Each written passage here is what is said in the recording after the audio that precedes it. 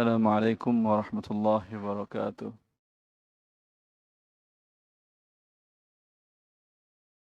Alhamdulillah rabbil alamin, hamdan katsiran tayyiban mubarakan fi, kama yuhibbu rabbuna wa yardah. Asyhadu an la ilaha illallah wahdahu la syarika lah, wa asyhadu anna Muhammadan abduhu wa rasuluh. Arsalahu baina yaday sa'ati basyiran wa nadhira, wa da'iyan ila Allah bi'idhnihi wa sirajan munira. اللهم صل وسلم وبارك وأنعم على نبينا محمد وآله وصحبه أجمعين وبعد. إخواني وأخواتي في الله، jemaah Masjid Saleh Hawa, pakai hak atau pakai hak? Hak atau hak? Mana aja lah ya. Baik. Yang diberkahi oleh Allah Azza wa Jal, yang kita sekarang berada di rumah, dari rumah Allah Azza wa Jalla, yang kita tahu hadis Nabi sallallahu alaihi wasallam menyatakan bahwa rumah-rumah Allah yang ada di permukaan bumi ini adalah masjid, dan ini tempat yang terbaik di muka bumi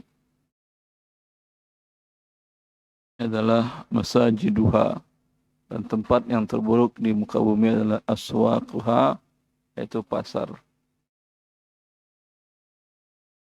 Dan kita akan membahas tentang tema yang berjudul jauhkanlah dirimu dari riba dan harta haram.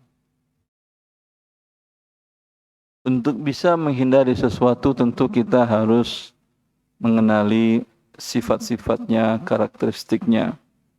Kalau umpamanya jauhkan dirimu dari orang yang terpapar COVID. Bagaimana Anda tahu orang ini terpapar atau tidak? Bagaimana caranya? Pihak yang berwenang, pemerintah dalam hal ini, memberikan edukasi, memberikan literasi kepada masyarakat, ciri-ciri orang yang terpapar A, B, C, D, E, F, segala macam. Ketika bertemu orang seperti ini, jauhkan dirimu.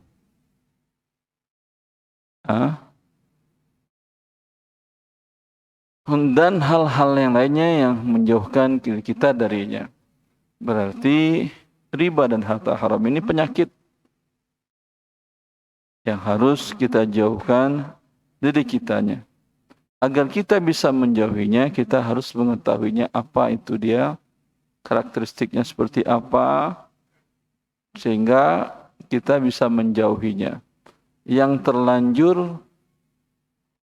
terlanjur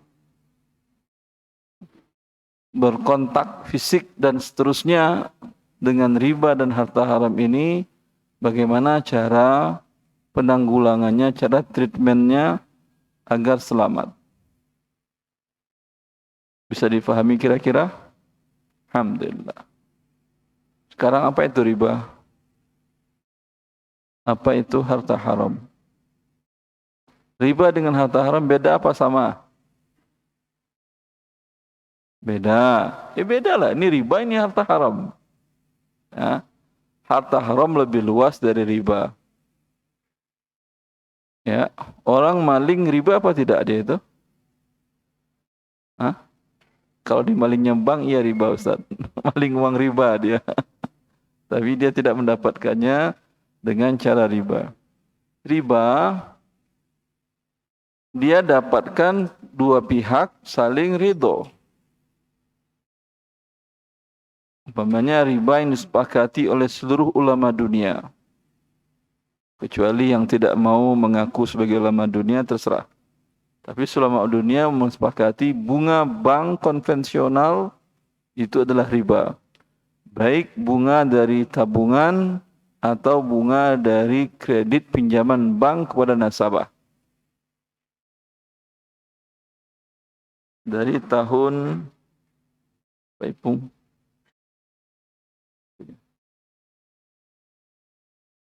Tanggalnya saya lupa.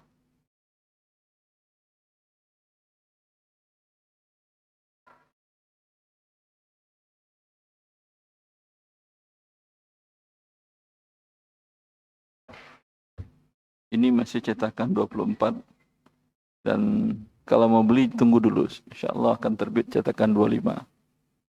Ada tambahan cryptocurrency. Yang sudah beli jangan merasa sedih karena setiap tambahan cetakan ada di erwanditarmizi.com. Anda unduh, kopi, taruh tempel-tempel di sini. Gak rugian jadinya kan ya? Kalau yang beli secara PDF ada juga di Google Play Store juga dijual. Itu ketika setiap ada tambahan langsung masuk ketika Anda update e-book Anda.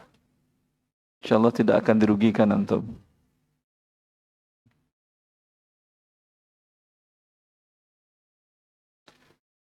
Ini kenapa saya ingin membacakannya? Karena di hari ini banyak ustaz-ustaz yang bilang, oh bunga bank itu tidak sepakat. Riba ya sepakat haram, tapi bunga bank belum tentu tahu riba. Syekh Fulan ulama Mesir membolehkan. Ya. Apakah ulama Mesir jaminan kebenaran? Jawabannya tentu tidak.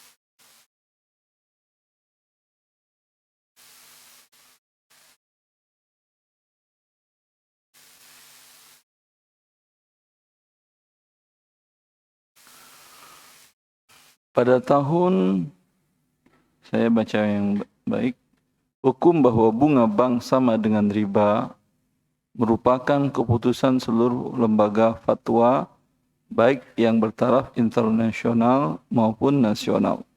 Sehingga bisa dikatakan ini ijma'. Ijma' itu ittifaqu jami'i mujtahidi ummati Muhammadin sallallahu alaihi wasallam ba'da wafatihi fi hukmin min ahkami syar'iyyah al-amaliyah. Ijma' adalah kesepakatan seluruh ulama mujtahid umat Muhammad sallallahu alaihi wasallam setelah Nabi wafat. Dan dia merupakan dalil setelah Al-Quran, Sunnah, Ijma'. Ya. Apa contoh ijma'? Banyak. Salat 5 waktu ada yang mengatakan tidak wajib. Kurangin aja lah, sekarang kan modern zaman jadi 3. Tidak, semuanya sepakat para ulama umat Muhammad sallallahu alaihi wasallam. Dan ini menjadi ijma', dalil yang kuat dalam syariat.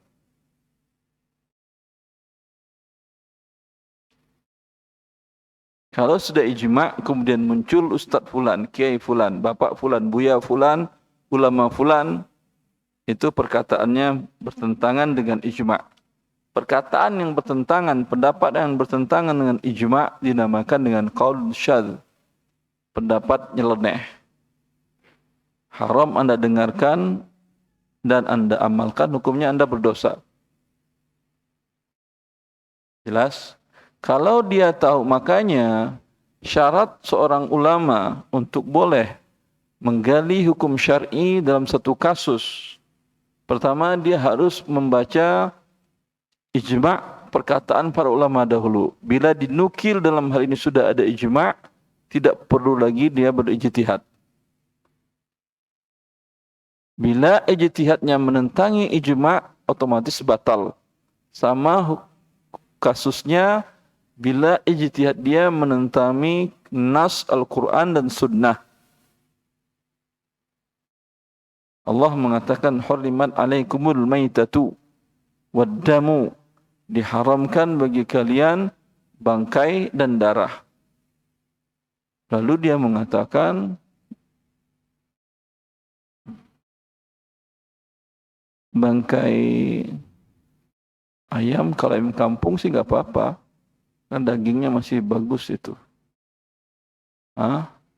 Ini nggak perlu didengar karena bertentangan dengan nas Al-Quran, menentangi ijma' yang sudah terjadi sebelum dia berijtihad, dia menggali hukum syar'i, sama halnya dengan menentangi nas Al-Quran dan Sunnah. Sehingga para ulama mengatakan bila hal seperti itu, dalil yang menentang ini dinamakan dengan qaulun syadz, pendapat nyeleneh. Ya, karena bertentangan dengan nas atau bertentangan dengan ijma' yang sifatnya sharih, ijma' yang jelas. Mana bukti sudah terjadi ijma'? Di tahun 65 dalam Muktamar Islam kedua di Kairo, dihadiri oleh 150 ulama dari 35 negara Islam. 65 sudah lahir. Ibu antum sudah lahir? Ibu belum lahir juga.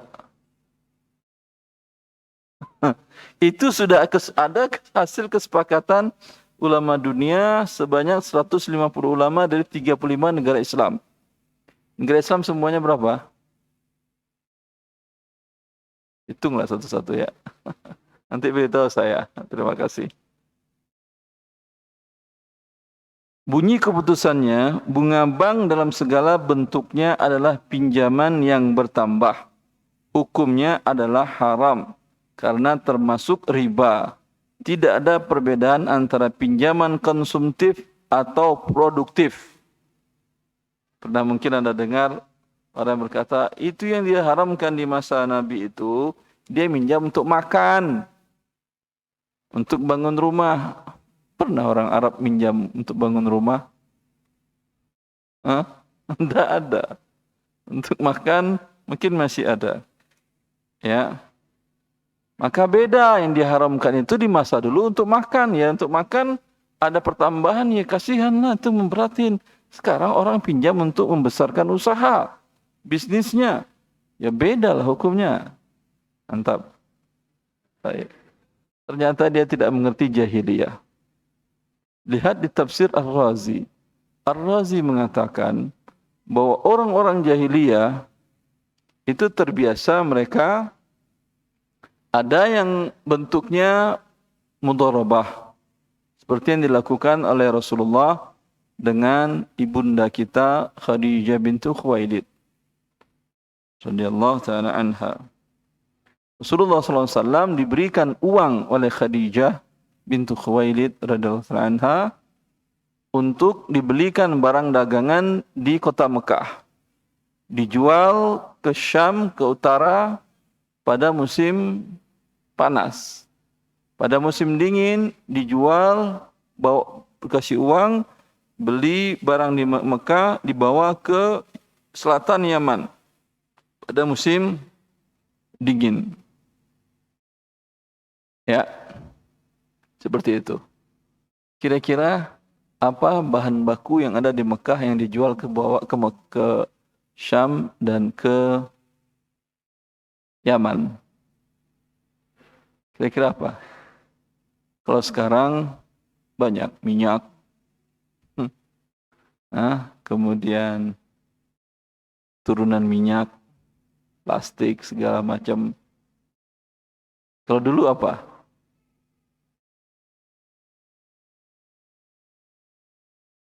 Kurma? Di Mekah nggak ada kurma. Apa? Zam-zam? Dulu orang nggak jualin zam-zam. Ah? Kulit, iya. Kulit udum.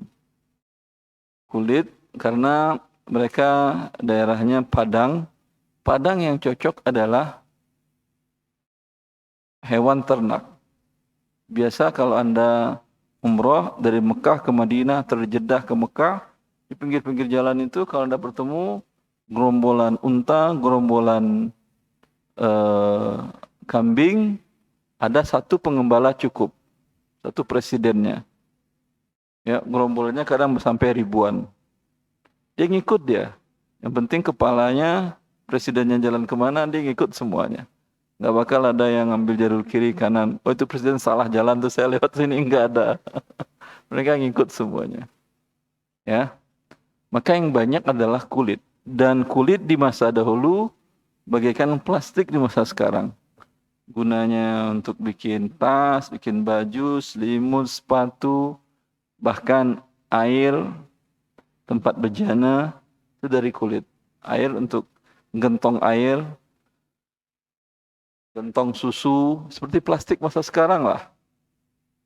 Itu kulit. Kirbah itu kan kulit.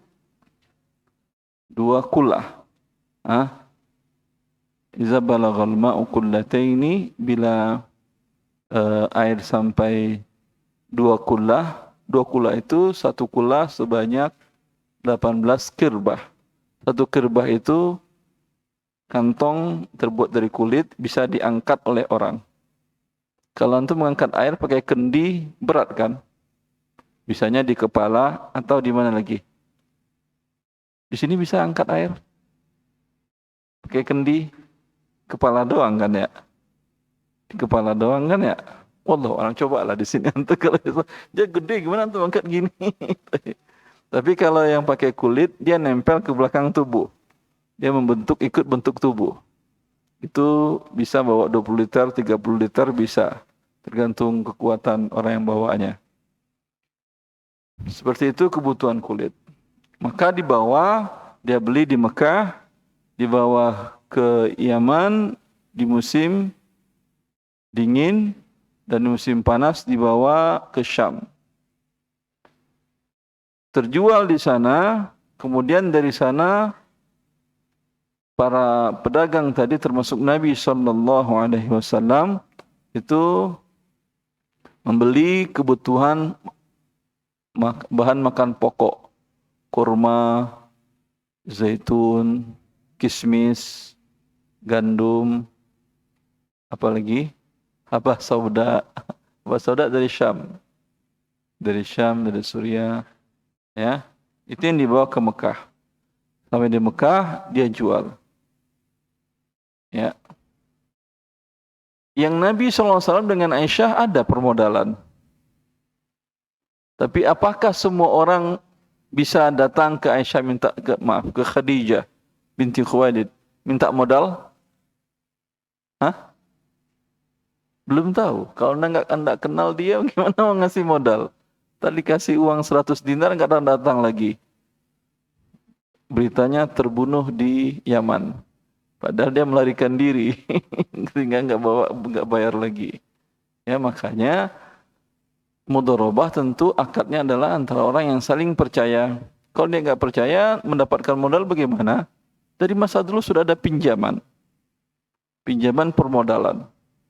Dipinjamkan 100 keping uang emas, dinar.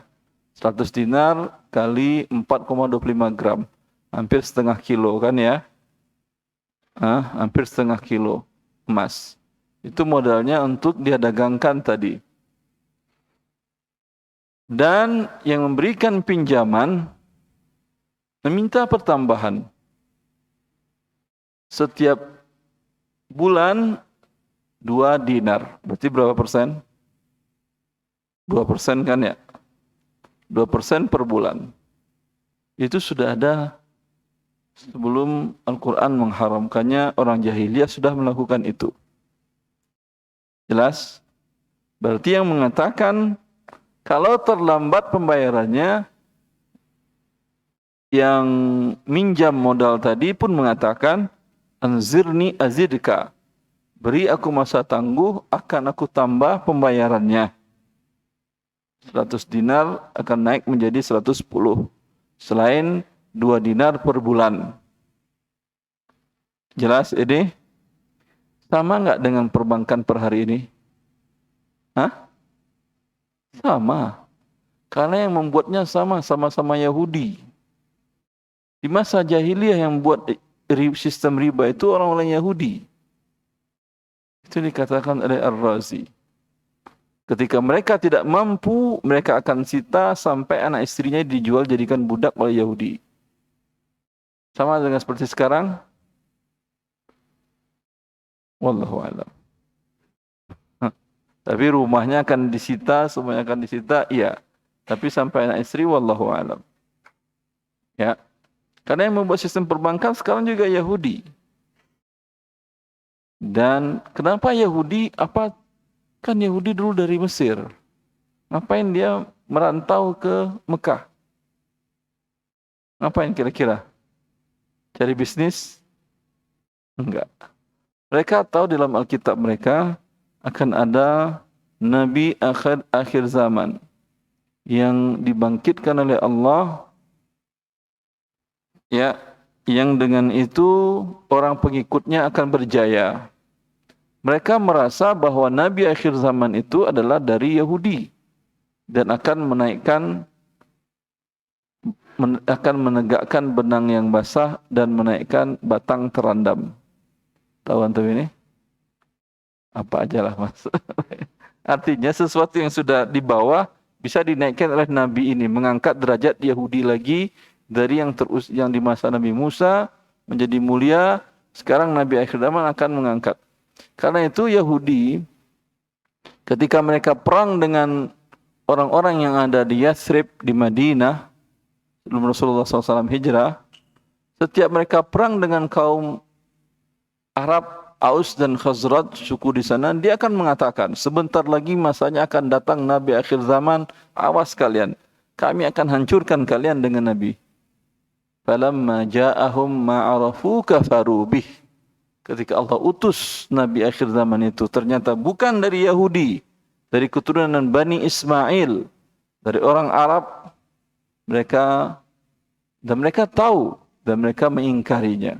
Mereka tahu ciri-ciri Nabi Muhammad SAW itu dari Alkitab mereka. Sehingga dalam sejarah kita tahu Salman Al-Farisi, dari mana dia tahu bahwa Nabi SAW berada di kota Yathrib itu? Dari Alkitabnya. Jelas? Dan Ibnu Qayyim mengatakan bahwa di dalam Alkitab Taurat itu ada firman Allah yang semakna dengan surat Wat-Tini. Wat-Tini waz-Zaitun wa Turi Sinin wa hadzal baladil amin. Walaupun Allah bersumpah dengan Wat-Tini waz-Zaitun wa Turi Sin dengan nama buah dan tempat, tapi tujuannya adalah Nabi yang dibangkitkan di sini. Demi buah tin dan demi buah zaitun di Syam. Siapa Nabi yang dibangkitkan di Syam? Nabi Isa alaihissalam. Wa Turi Sinin, dan demi bukit Tursina. Siapa Nabi yang diutus Allah di bukit Tursina? Musa alaihissalam. Wa hadzal baladil amin. Dan ini negeri yang aman. Maksudnya Mekah. Itu ada makna ayat ini ada di dalam Taurat. Sehingga mereka tahu di mana posisi Nabi itu. Tapi di pegunungan Bukit Tihamah. Ya. Pegunungan batu Bukit Tihamah. Tapi mereka tidak mau tinggal di Mekah karena tempatnya tidak terlalu subur untuk bisnis. Mereka tinggal di Taif. Taif berjarak 80 kilo arah selatan Mekah. Daerahnya dingin, ada sumber air dan subur, pertanian kurma. Ya. Di situ mereka berada. Dan di Yathrib pun mereka datang ke sana Karena ada pertanda-tanda akhir zaman bahwa Nabi itu akan pindah ke Yathrib. Maka mereka masuk ke Yathrib. Maka mereka inilah yang mengajarkan riba itu. Ya. Sehingga riba menjadi bisnis konsumtif, baik produktif, konsumtif, itu sudah dilakukan orang jahiliyah.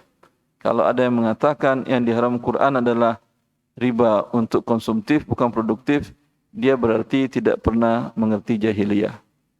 Jahiliyah aja nggak ngerti dia. Kemudian pura-pura ngomong. Ya, gitu. Tahun 65 sudah ada kesepakatan. Di tahun 76 udah lahir. Belum juga lagi lahir. Dalam Muktamar Ekonomi Islam Sedunia di Mekah Al-Mukarramah dihadiri kalau tadi 150 ulama, sekarang 300 lebih para ulama dan ekonom muslim dari berbagai negara menekankan kembali haramnya bunga bank.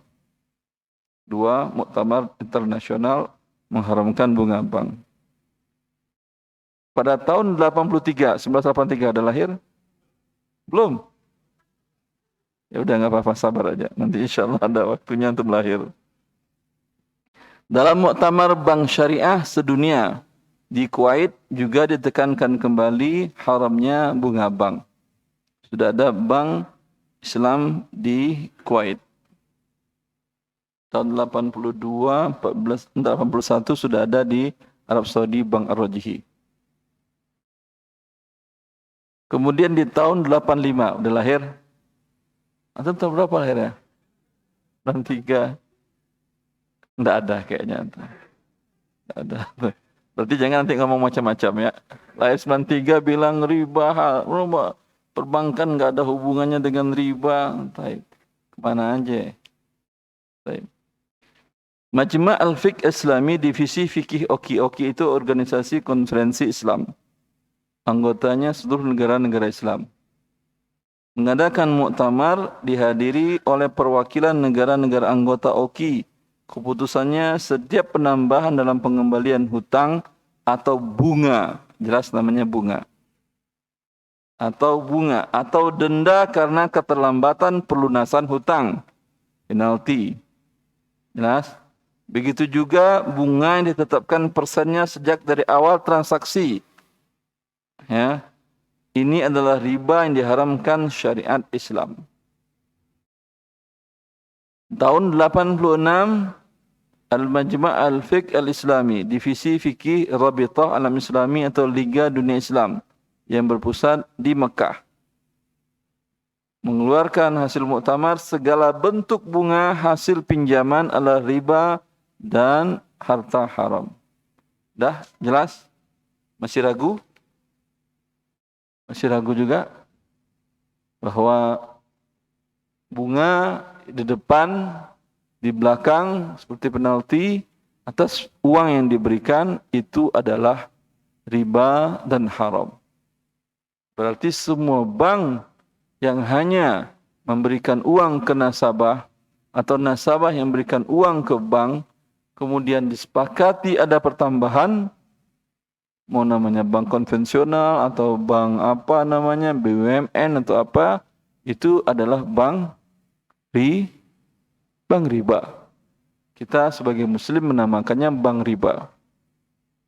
Sebagai warga negara Indonesia, bank konvensional. Bila bank, tanda kutip, ada syariah belakangnya, tapi yang diserahkannya kepada nasabahnya juga uang, dan nanti nasabah menyerahkan kembali sebesar uang ditambah margin laba. Ini kalau kita melihatnya sebagai muslim, bank apa namanya? Riba. Walaupun tanda kutip ada syariah. Iya, betul, riba. Koperasi yang menyerahkan kepada anggotanya uang, kemudian diberikan bayar, nanti uang dikembalikan sejumlah itu ditambah koperasi apa namanya? Ada sisa hasil, ada usahanya. Apa namanya? Setiap hasil usaha setiap tahun. Ini sisa hasil usaha riba. Jelas? Ya.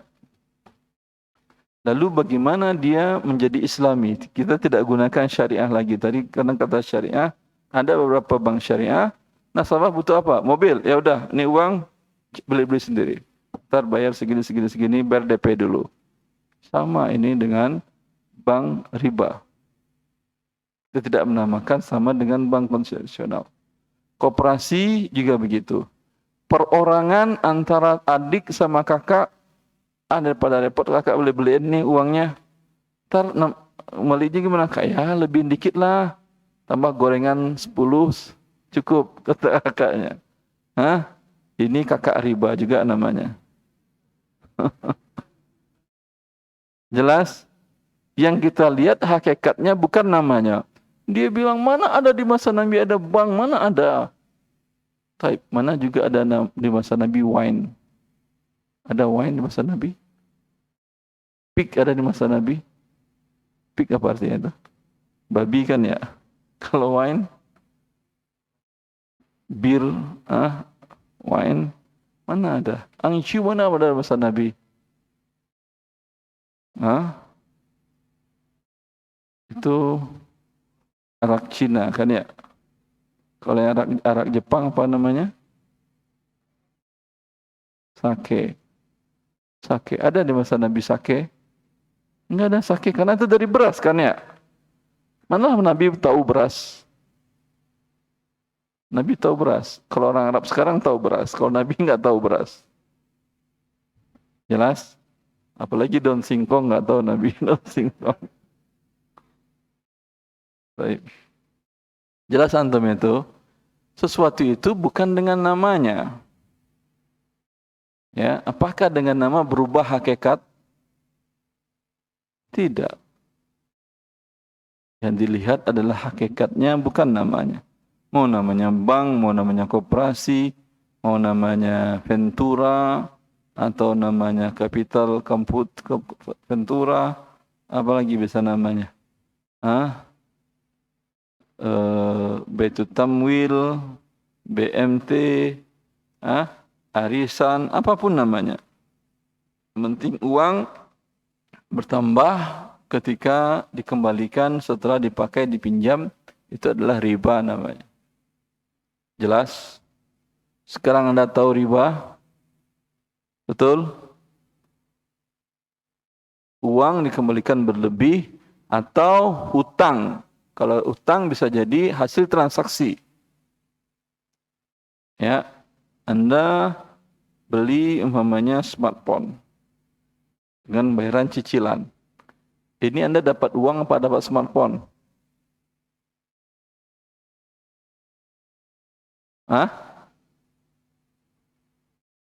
Anda beli ke toko smartphone. Kata dia bisa 10 cicilan. Ya. Harganya 10 juta naik menjadi 11. Tapi kalau terlambat ada penaltinya. Yang Anda terima smartphone atau uang? Smartphone. Dengan harga 11 juta. Sepakat. Sampai di sini ada riba? Kan bertambah 1 juta.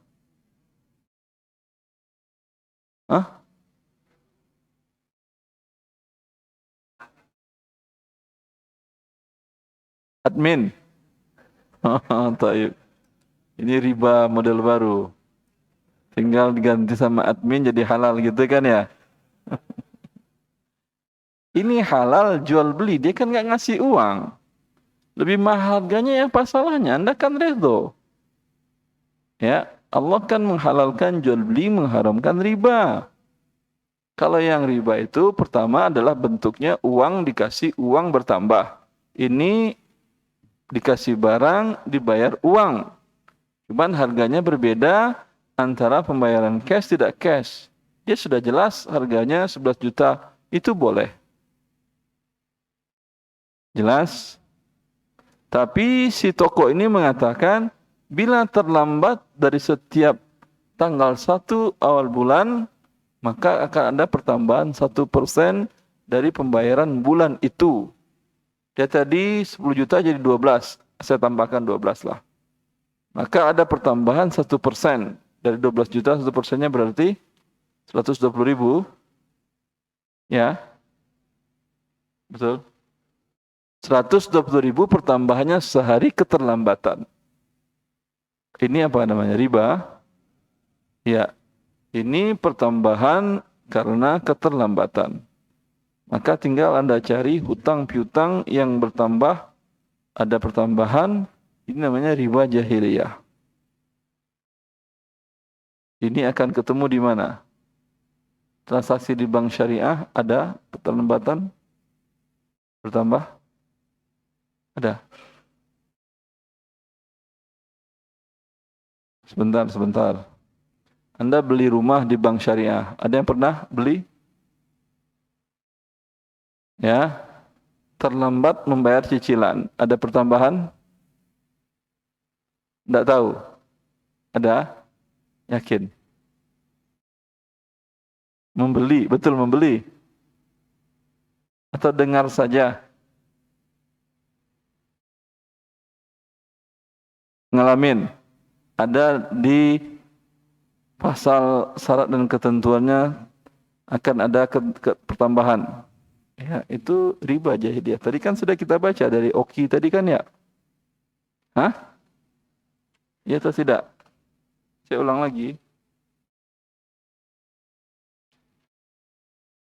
Tahun 85, Lembaga Fikih Islam Divisi Oki memutuskan setiap penambahan dalam pengembalian hutang atau bunga atau denda karena keterlambatan pelunasan hutang. Ini adalah riba yang diharamkan syariat. Tadi Anda beli dengan tidak tunai hutang atau tidak? Kemudian disyaratkannya ada pertambahan. Riba atau tidak? Riba. Alhamdulillah. Jadi dijauhi. Ya jauhi. Tapi butuh rumah Ustaz. Ya udah minta ke banknya, saya tidak mau pakai riba. Ke bank syariah pakai riba Pak? Iya karena denda keterlambatan. Kata siapa? Itu kan untuk fakir miskin Pak. Kami bersihin uangnya. Kalian enggak bisnis kok untuk fakir miskin? Ya karena itu tidak non halal Pak. Berarti kalian bikin tidak halal kan? Ya atau tidak? Anda bisnis tapi uangnya untuk fakir miskin. Namanya bisnis uangnya untuk Anda atau untuk fakir miskin? Untuk Anda, ya atau tidak? Untuk Anda uangnya. Atau untuk saya jawabannya. Masa Anda yang bisnis uangnya untuk saya? Ya, untuk Anda. Diberikan kepada fakir miskin dalam rangka pembersihan dari yang haram. Kenapa haram? Karena denda keterlambatan itu riba. Ya berarti kalian bikin riba atau tidak? Iya. Tapi kami berikan ke fakir miskin. Dengan begitu jadi halal dia. Ya kalau enggak mereka tidak bayar-bayar. Berarti Anda mengatasi risiko dengan risiko dosa besar. Riba dosa besar, dosa kecil. Mereka tujuannya untuk mengatasi risiko kan. Risikonya diatasi dengan cara berbuat dosa besar. Bisa itu? Tidak boleh. Tidak boleh dengan berbuat dosa besar. Ya. Kita lihat lagi yang lain. Anda bisa beli online, bayar bisa dicicil. Tidak ada pertambahan. Halal namanya pay later. Bayar nanti. Tidak ada berapa harga transaksi 100 ribu, juta, sejuta. Tapi kalau terlambat ada pertambahan riba ini. Kenapa sedikit ngomong riba? Itu ya betul. Khawatir banyak pelaku. Saya. Dibilang banyak pelaku baru ketawa banyak. Kita lihat yang lain. PDAM. Anda pakai dulu, bayar belakangan. Berarti ngutang atau tidak? Terlambat ada pertambahan? Iya, pertambahan denda namanya. Ada riba? Alhamdulillah. Yang penting Anda sadar dulu riba atau tidak. Masalah bertobat bagaimana nanti itu resiko belakangan. Yang penting tahu dulu syariat Allah.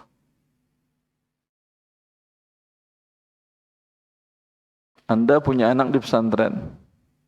Terlambat datang ada pertambahan? Hah? Ada satu sak semen kadang ada pesantren. Terlambat anak datang. Ya atau tidak? Riba itu? Hah? Ada nggak pesantren menerapkan seperti ini? Terlambat anak masuk, ya harus bayar semen, bawa satu sak semen. Ada. Ini keterlambatan masuk bawa sak semen. Ini riba. Ini tidak riba, tapi zalim.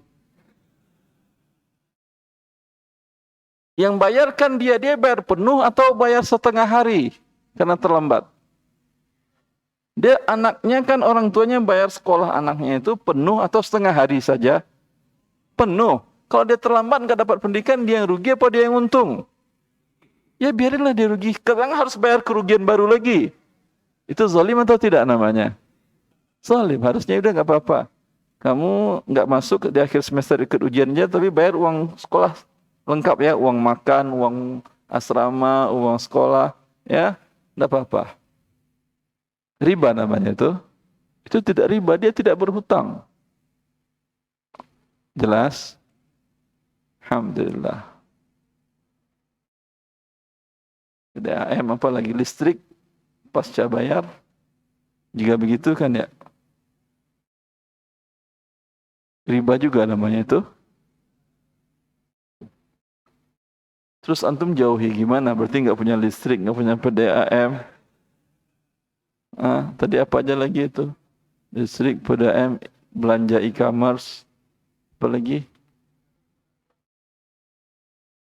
Nggak punya rumah, karena ada kalau ke bank syariah ada ribanya, kalau ke bank konven riba muka ada belakang, kalau bank syariah muka riba belakang. Terus gimana kita hidup Ustaz? Kita kembali ke pedalaman. Terserah antum mau kembali silahkan, tidak ada saya larang.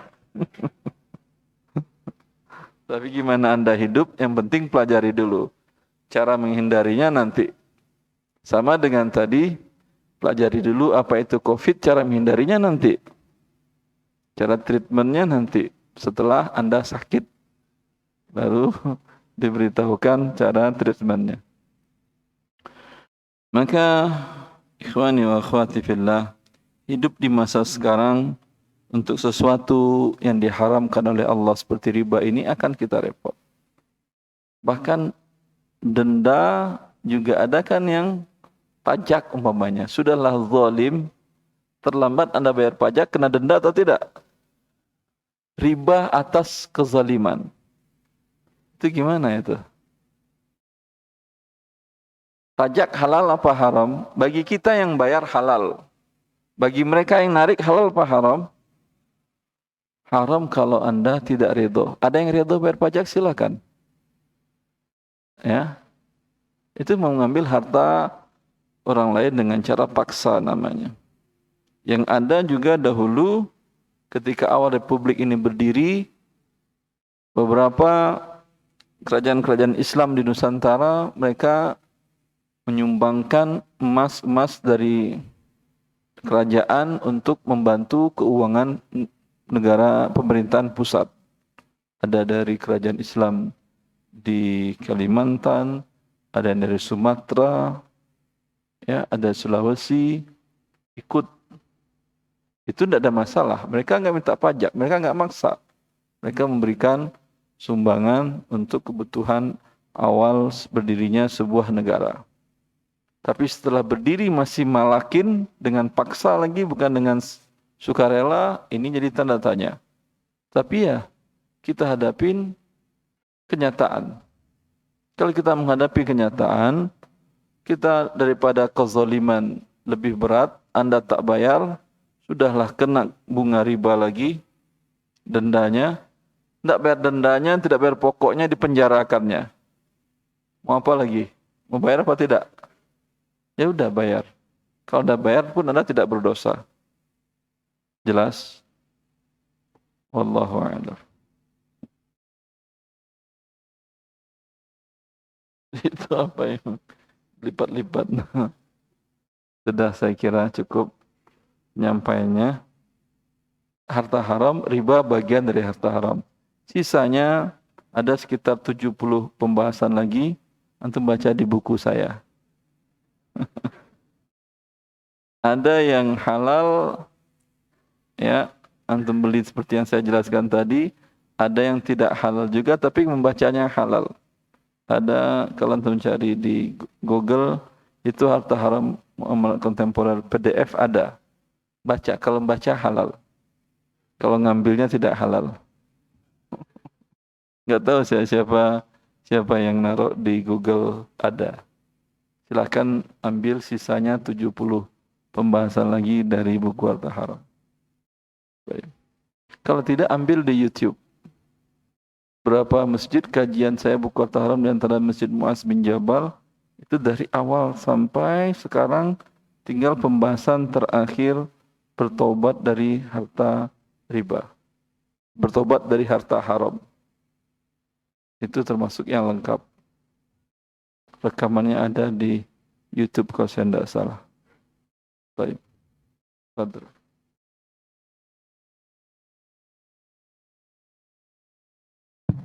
Jazakallah khairan Ustazana Dr. Irwan Jikarbidi hafidhahullah ta'ala. Kita masuk ke pertanyaan, mungkin karena pertanyaannya sangat banyak, kita utamakan yang mau nanya langsung, coba yang interaktif langsung ke mana aja dulu.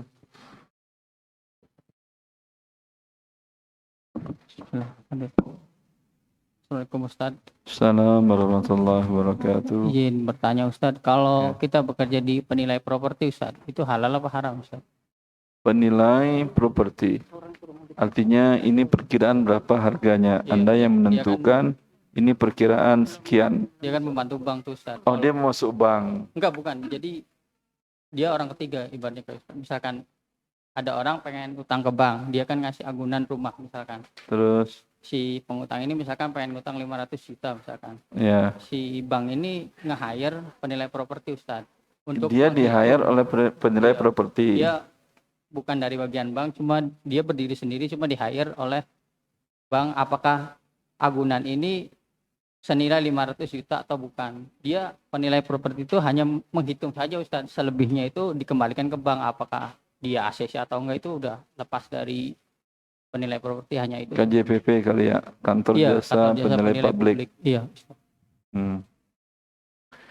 Kalau yang menggunakan jasanya pihak yang haram untuk kebutuhannya haram, berarti dia membantu terlaksananya yang haram. Kalau kebutuhannya untuk yang halal, kebutuhannya apa? Dia ingin jual sehingga dia tahu harganya pantasnya berapa. Nanti mungkin dia naikkan sedikit, 3% atau 5% dari dari harga yang diletakkan oleh tim penilai harga tadi KJPP, atau dia turunin sedikit agar tidak merusak harga pasar juga, karena dia lagi butuh BU, lagi butuh uang. Ya, kalau itu halal berarti. Ya, maka bila datang kepada Anda seseorang, ya, Anda berikan jasa halal. Tapi kalau dia bawa map bank, pakai baju kantor dinasnya dia dari bank, banknya pun yang konvensional, Anda berikan jasa gratis pun Anda berdosa. Anda katakan, karena Anda dari bank nggak perlu bayar, uang Anda tidak halal menurut kami. Kami berikan jasa gratis. Pun jasanya haram. Karena dengan itu, dia akan melakukan perbuatan yang haram.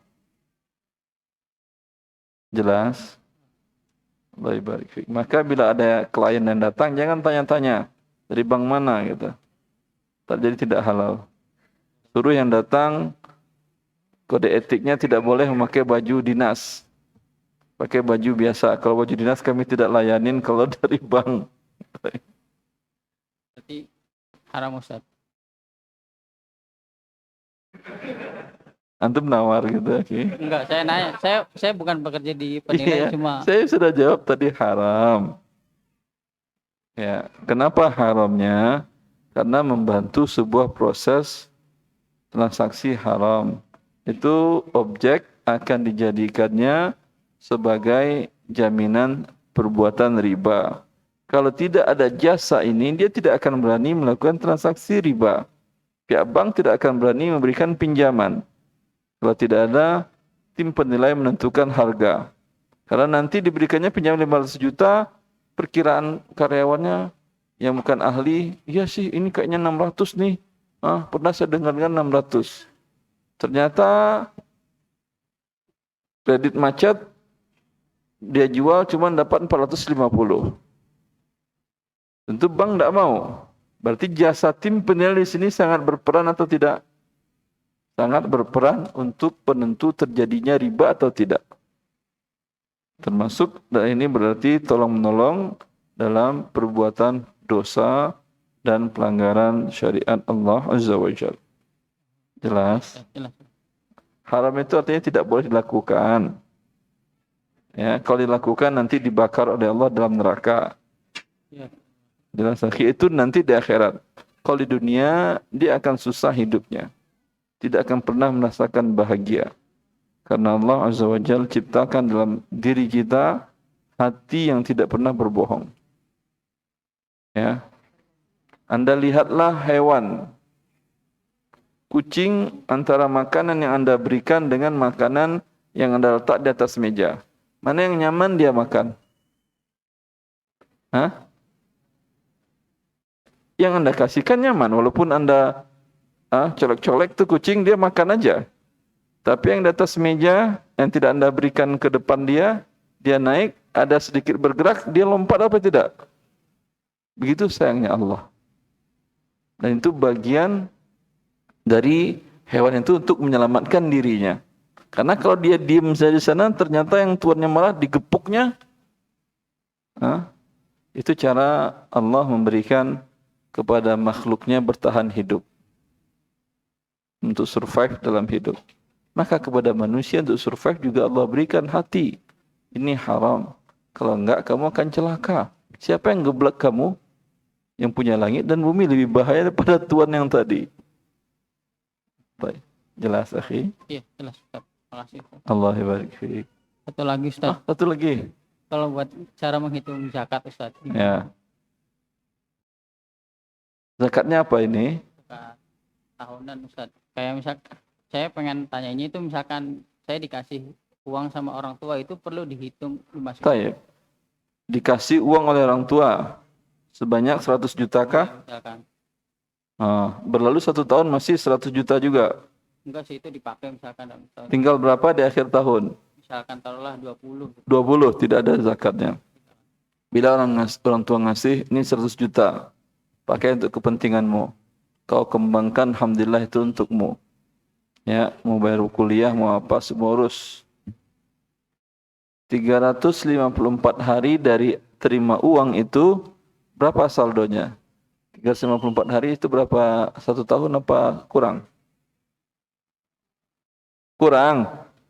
Karena tahun Anda tahun barat, tahun Eropa. Kalau tahunnya Nabi, iya itu 1 tahun. Tahun orang Muslim, iya itu 1 tahun.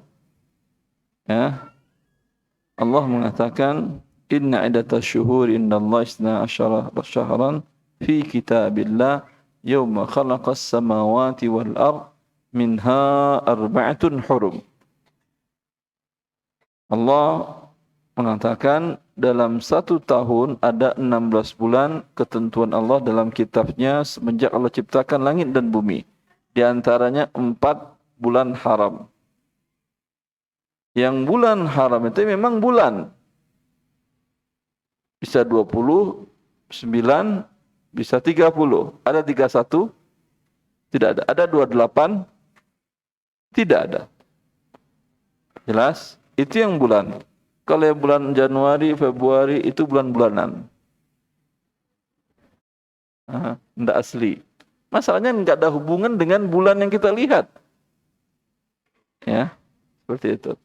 354 hari dari semenjak terima uang tadi masih di atas nisab.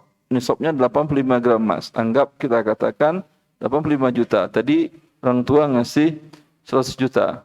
Berlalu 354 hari masih di atas 85 gram emas. Kok bisa? Mungkin dikembangkannya, dibeli barang, dijual. Bisa. Mungkin juga harga emas turun. Kapan itu? Wallahu a'lam. Harga emas turun kapan? Wallahu a'lam. Yang jelas selama ini kita lihat rupiah yang turun. Emas nggak pernah naik. Rupiah yang turun terus. Ya. Di masa Nabi, satu kambing diberikan kepada Urwah bin Ja'ad al-Bariki untuk membeli satu kambing kurban. Rasulullah memberikan 1 dinar. Dapat 4,25 gram emas, dapat kambing kurban. Bulan kurban kemarin dapat nggak 4,25 gram emas 1 ekor kambing kurban? Dapat. Berarti kambing pernah naik? Enggak. Emas naik? Enggak. Yang turun itu rupiah. Jelas antum cara menghitungnya. Kenapa antum bilang barang-barang pada naik? Enggak ada barang-barang naik, rupiahnya makin turun. Karena Anda berpikir rupiah sebagai standar alat ukur. Kalau standar alat ukur gonjang-ganjing itu tidak alat ukur namanya. Apa penyebabnya? Terlalu panjang. Di antaranya riba juga. Terjawab sudah tadi pertanyaannya? Hah? Kalau kurang tidak ada kewajiban zakat. Ya, pertanyaan berikutnya mungkin yang dari tengah atau gantian lagi Pak? Jamaah yang di tengah mungkin ada yang mau bertanya?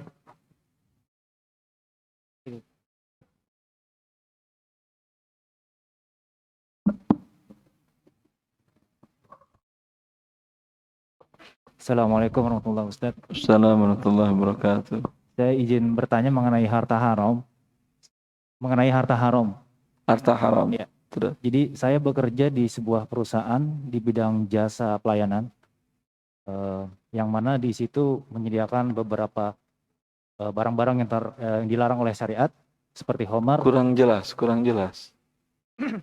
Bekerja di perusahaan jasa layanan, di mana di situ disediakan beberapa produk atau produk haram seperti produk haram seperti khamar, minuman keras. Khamar, tapi Ya. jasa layanan tapi ada produk khamar. Iya, jadi sebuah hotel gitu, Ustaz. Hah? Sebuah hotel. Oh, tayyib.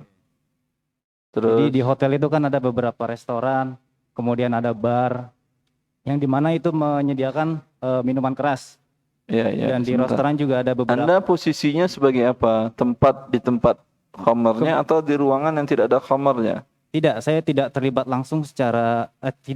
secara langsung mengenai haram-haram tersebut gitu. Jadi saya di bagian fitness center kebetulan. Fitness center. Di fitness center tidak ada khamar? Tidak ada. Itu nggak apa-apa. Enggak, yang saya tanyakan gini Ustadz.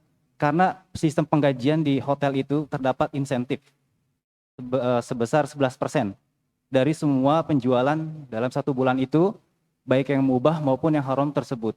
Ya Anda keluarkan aja yang haram itu berapa persen. Tapi kan tercampur, gimana penghitungannya gimana Ustaz? Tanya ke dia, jangan ke saya tidak bagian keuangan. Anda katanya ke bagian keuangan, ini insentif dari yang khamar berapa. Saya muslim, nggak boleh makan minum khamar, nggak boleh juga mengambil hasil penjualan khamar. Yang dilaknat oleh Nabi SAW, yang menjualnya, yang membelinya, yang membawanya, yang menuangkannya, dan yang mengantarkannya, semuanya dilaknat. Dan yang berada di tempat itu. Anda tidak ada di tempat yang khabarnya, kecuali Anda di bagian di rumah makannya, atau di dalam kamar. Kadang bisa pesan di antar kamar kan ya. Ya, Anda tidak ada di kamar itu, yang kamar tidak ada masalah. Jelas. Cuman ada hasilnya, insentifnya ada dari penjualan khamar. Tinggal Anda tanyakan bagian keuangan, bulan ini berapa yang khamar. Baru setelah itu saya keluarkan Ambil, ya masuk ke rekening Anda, keluarkan, berikan kepada fakir miskin. berarti Jelas. secara nasihat Ustadz boleh tetap dipertahankan pekerjaan seperti ini atau gimana Ustadz? Boleh, tidak ada masalah. Gak ada masalah. Baik, terima kasih Ustadz. Allah barik fiik. Assalamualaikum Ustadz, ada pertanyaan Assalamualaikum warahmatullahi wabarakatuh. dari Ahwat, terutama saya dulu. Mohon maaf Ustadz, sebenarnya saya sudah paham, tapi untuk bisa meyakinkan hati kecil saya Iya, mohon Bu. arahan. Jadi begini Ustadz, keluarga besar saya termasuk ibu kandung, bapak kandung, dan kakak, adik-adik kandung kami itu adalah non-muslim. Lalu ada rencana untuk Sebentar, pelan-pelan Ibu. Kakak kandung, keluarga besar non-muslim. keluarga inti, artinya bapak dan ibu saya adalah non-muslim, termasuk Bapak, ibu adik-adik non-muslim. saya. Non-muslim. Lalu- Non-muslimnya masih ahli kitab, Yahudi atau Nasrani. Nasrani Ustadz. Terus? Lalu ada rencana untuk menjual rumah. Nah, apakah dari hasil penjualan rumah itu saya dan anak-anak saya berhak untuk mendapatkannya atau bagaimana Ustadz? Terima Itu kasih. waris dari ayah ibu Anda atau bukan waris?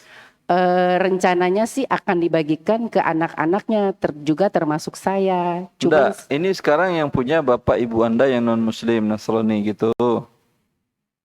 Begitukah? ya Mereka masih hidup. masih. Ya boleh, tidak ada masalah. Oh boleh. Yang tidak boleh itu mewarisi. La yadisudinan, kata Nabi, tidak boleh saling mewarisi antara dua agama yang berbeda. Oh Kalau masih hidup dia memberikan hadiah, tidak ada masalah. Nabi terima hadiah dari hadiah. Nasrani. Jadi bentuknya hadiah ya Ustadz, bukan warisan. Ya, dia masih hidup namanya hadiah. Hmm. Kalau dia sudah meninggal itu namanya waris. Terima kasih Ustadz, Ya jazakallah khair. Ibu, Allah barik fiik. Satu lagi dari Ahwat Ustadz, mewakili Ahwat yang di sini dengan Ibu Sania. Silahkan. Bismillah. Assalamualaikum warahmatullahi wabarakatuh. Ustaz. Assalamualaikum warahmatullahi wabarakatuh. Ana punya pertanyaan dari dua orang teman Ana. Yang pertama si A ini memiliki uang, yang B meminjam, ya. Kemudian si A ini dengan si B perjanjiannya meminjam dengan sebulannya dibayar sekian bunga gitu ya, Ustaz. Pertama lancar per bulannya bunganya. Kemudian lama-lama setelah keduanya mengenal sunnah, yang si B itu tidak lagi membayar bunganya. Akan tetapi modalnya pun si B belum bayar juga, sedangkan itu sudah 10 tahun kurang lebih Ustadz, sebanyak 700 juta. Jadi pertanyaan dari si A, dari Ibu A ini, mohon penjelasannya yang detail, mudah-mudahan keduanya hadir. Dan ini beban bagi saya karena diamanati. Bagaimana solusinya ya Ustaz? Ya Allah barik fiik. Afwan, tambahan, yang Ibu B ini yang memiliki hutang bahkan membeli rumah. Dan ketika ditagih oleh si A, silahkan ambil rumah itu. Begitu aja jawabannya Ustaz. Mohon penjelasannya. Barakallahu fiik. Assalamualaikum warahmatullahi wabarakatuh. Assalamualaikum warahmatullahi wabarakatuh. Bila si A bertobat kepada Allah, tahu dia bahwa perbuatannya dimurkai Allah, haram. Apa yang harus dia lakukan sekarang? Kata Allah, fa in tubtum falakum ru'usu amwalikum la tazlimuna wa la tuzlamun.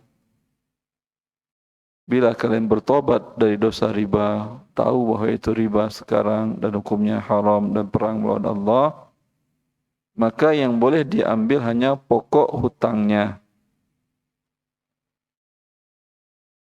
Dipinjamkannya 700 juta, yang sudah dibayar berapa?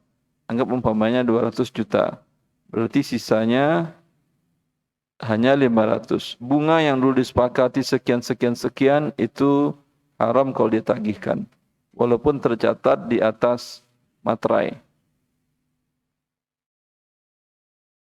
Bisa dipahami?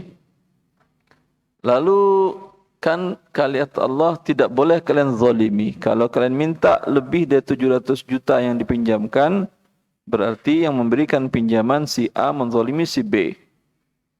Dan si A juga tidak boleh dizalimi oleh si B. Bagaimana bentuk tidak boleh dizalimi? 500 juta di masa tahun berapa? Itu dikonversikan dengan emas. Bila selisihnya lebih dari 70%, maka dia harus bayar dengan nilai emas per hari ini. Bisa dipahami? 500 juta umpamanya di tahun 97 awal. Berapa emas per gram di waktu itu?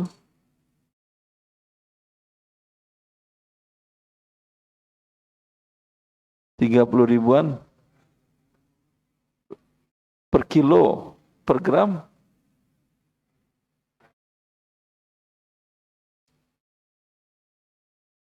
$23.000, Masya Allah, Bapak per kilo hitungnya, kita per gram Pak. 23.000 per gram. Berarti 500 juta dapat berapa kilo? Banyak lah ya. Berapa Pak? 500 juta dapat berapa kilo? 1,8 kilo.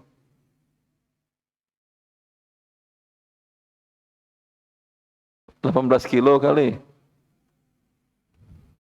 Hah?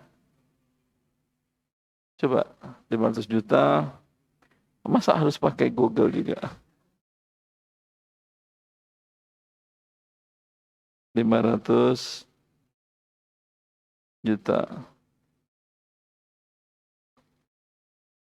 dibagi, betul 23.000 per gram, ya kan ya, 23.000.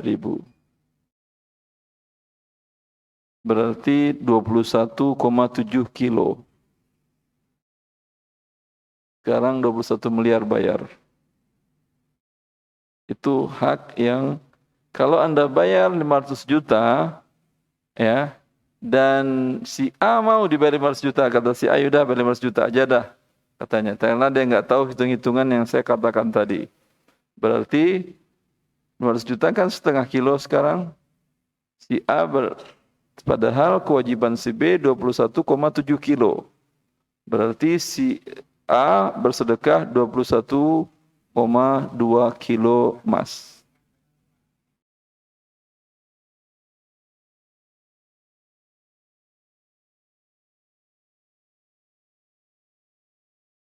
Ya hitunglah, itu hanya hitungan saya. Kalau 23.000 per gram.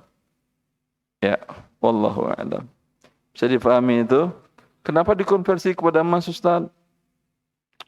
Karena para ulama mengatakan bila hutang jangka panjang dan terjadi inflasi besar-besaran, maka hutang itu dikonversikan kepada sesuatu yang nilainya tetap. Di antara nilainya tetap adalah emas. Jadi kan kita sudah katakan 14 abad perbandingan 1 dinar emas dengan 1 ekor kambing tidak ada perbedaan. Jadi dia tetap.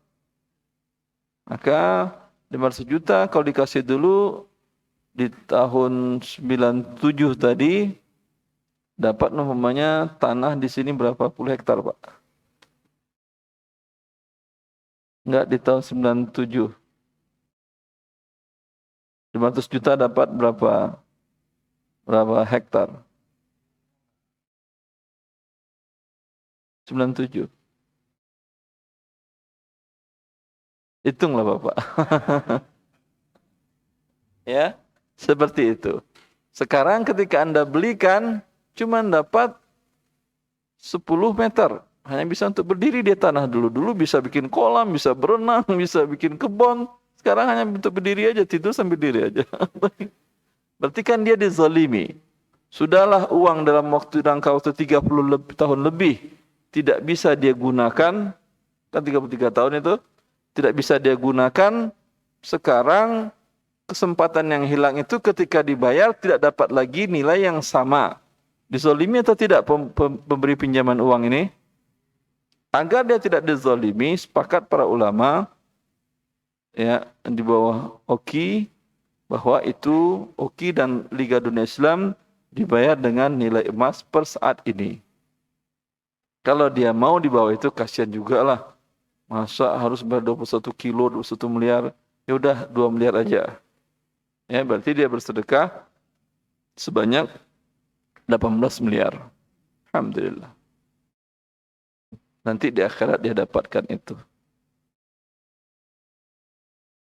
Cukup yang bertanya tadi? Bismillahirrahmanirrahim. Assalamualaikum warahmatullahi wabarakatuh. Ya, assalamualaikum warahmatullahi Ustaz, wabarakatuh. nama saya Dedi Damai, Ustaz. Ya, Pak. Kita ini semuanya terbelenggu dalam lingkungan riba, Ustaz.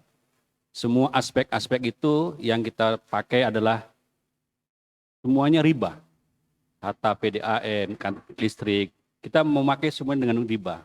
Dan bahkan ada dendanya dan sebagainya, gitu, Ustaz. Bahkan kita, Anda sendiri itu selalu memakai e-banking. Setiap kita memakai e-banking pasti ada charge-nya dengan kata administrasi, ya gitu kan. Kita bayar listrik ada 3.500 kata Sebentar, Pak. Yang tadi sudah jelas ribanya kan ya? Iya. Sekarang kita jelaskan e-banking. Iya. E-banking itu mobile banking atau Mobile banking ya. Jadi, semua transaksi bisa menggunakan smartphone. Smartphone, betul, Ustaz. Dikenakan biaya administrasi tetap atau berubah-ubah sebesar nilai transaksi? Kalau kita bayar listrik itu kena charge adminnya 3.500, gitu kan? Enggak, yang mobile bankingnya itu charge itu lain lagi yang ngecas. Oh, yang mobile bankingnya kan tetap kan ya? Mobile bankingnya tetap, Ustaz. Itu administrasi namanya. Iya, Itu tidak riba. Karena Anda menggunakan jasanya dia. Oh gitu, Ustaz. Jelas? Tidak, kalau yang tetap itu tidak riba. Sama artinya, yaudah Pak, kalau nggak mau Bapak bayar 6.500 jalan kaki aja ke PDAM sana bayar langsung. Kalau ini kan Bapak dari rumah. Oke, Ustaz. Jadi itu. Kalau begitu juga dengan bank tadi, Bapak kalau nggak mau pakai bayar banking, uangnya saya kembalikan, saya taruh di rumah Bapak aja ya. Lebih tinggi risikonya. Ya. Mungkin makan rayap lah segala macam. Oh gitu, Ustaz. Itu nilai tetap biaya administrasi tidak ada masalah. Di mobile banking tadi ada penambahan 2.500 atau berapa tergantung yang mereka tetapkan dan itu jumlahnya tetap. Sama seperti Anda meminjamkan uang kepada saudara. Karena angkanya besar 500 juta. Anda minta dinotarilkan. Dibuat di depan notaris perjanjiannya. Anda minta dia yang bayar. Biaya notaris. Biaya notaris untuk pengikatan perjanjian pinjam-minjam berapa? Sampai 1 juta? 1 juta lah ya. Saya tawar 1 juta lah. Mau notaris 1 juta. Itu berarti nanti pengembaliannya 1 juta, 100 juta, 101 juta kan ya? Ada pertama 1 juta. Tapi pertama 1 juta bukan untuk pemberi pinjaman. Tetapi untuk pihak ketiga, pihak notaris, biar namanya biaya administrasi. Maka ini tidak ada masalah. Boleh. Begitu juga tadi kita menggunakan kartu ATM, menggunakan kartu debit, menggunakan smartphone, mobile banking, net banking, yang itu ada biaya administrasi. Ya, untuk pihak ketiga tidak diambil oleh bank itu karena mereka juga akan membeli pelayanan itu dari pihak ketiga. Jelas? Ya, Ustaz. Nah, berikut, Ustaz. Bagaimana kita menyikapi jika kita ini dalam lingkungan riba, Ustaz? Ya gitu kan. Semuanya adalah kena denda dan sebagainya. Seperti kita bayar pajak, dibulatkan. Jadi 2.700 jadi dari 3.000. Dibulatkan oleh mereka, diambil dengan uang itu, Ustaz. Sementara kita tidak ridho dengan pembulatan-pembulatan begitu.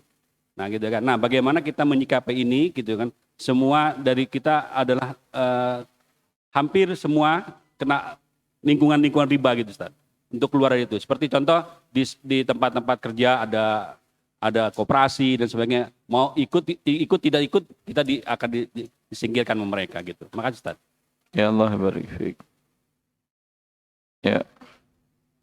Seorang muslim dia punya sifat keteguhan, keistiqomahan, minta kepada Allah agar kita dijauhkan oleh Allah Azza wa Jalla dari sesuatu yang dimurkainya. Dari dosa-dosa besar, mulai dari syirik dan lainnya, dan dosa besar riba. Ya, kita minta kepada Allah Azza wa Jalla. Dan bagi Allah mudah. Ya, untuk menjauhkan hambanya dari yang diminta oleh hambanya, dijauhkan dari riba tadi.